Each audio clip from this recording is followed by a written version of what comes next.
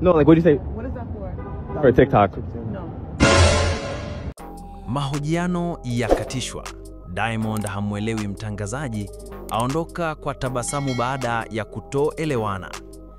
Katika tukio lililotokea barabarani katika moja ya miji mikuu ya kimataifa, inaaminika kuwa New York, msanii nyota wa muziki wa Bongo Flava, Diamond Platnumz, alijikuta kwenye hali ya mkanganyiko baada ya kushindwa kumwelewa mtangazaji wa mtaa aliyekuwa akijaribu kufanya naye mahojiano ya ghafla.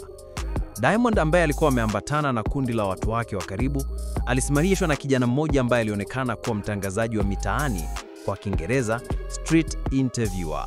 Walipoanza kuzungumza kwa zaidi ya dakika moja, kulionekana kuwa na kutoelewana kati yao. Diamond aliendelea kuuliza maswali, akijaribu kufahamu nini hasa alikuwa akiulizwa, jambo lilodhihirisha kutofautiana kwa lafudhi au lugha. Baada ya kuona Diamond haelewi alichokuwa akiulizwa, binti mmoja aliyekuwa karibu sana na msanii huyo katika msafara huo alisogea kwa upole na kumuuliza yule kijana, "Unamuuliza kuhusu nini?" Kwa Kiingereza, "What are you asking him about?"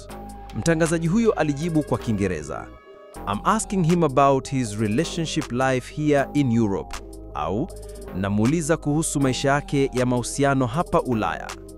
Binti huyo kwa haraka alimjibu kwa upole lakini kwa msisitizo, "Hapana, inatosha. No, that's enough." Akamshika Diamond kwa mkono kwa ishara ya kumuonyesha kuwa ni muda wa kuondoka. Diamond, bila ugomvi wala matusi, alitabasamu kwa upendo kisha wakaondoka zao kwa utulivu. Tukio hilo limechukuliwa kama mfano wa changamoto wanazokutana nazo wasanii wa Afrika wanapokutana na mitindo tofauti ya mahojiano na mawasiliano, hasa kwenye nchi za nje. Licha ya sintofahamu hiyo, Diamond alionyesha heshima na ustaarabu mkubwa, jambo lilowavutia mashabiki wake wengi. Hitimisho: wakati mawasiliano yakikosa kueleweka, heshima, tabasamu na kujiondoa kwa utulivu kama alivyofanya Diamond ni ishara ya utu na ukomavu wa kisanii. Tukio hili limetoa funzo kuwa mahojiano yote ya kimataifa yanahitaji maandalizi ya pande zote. Hii ni Momedi TV.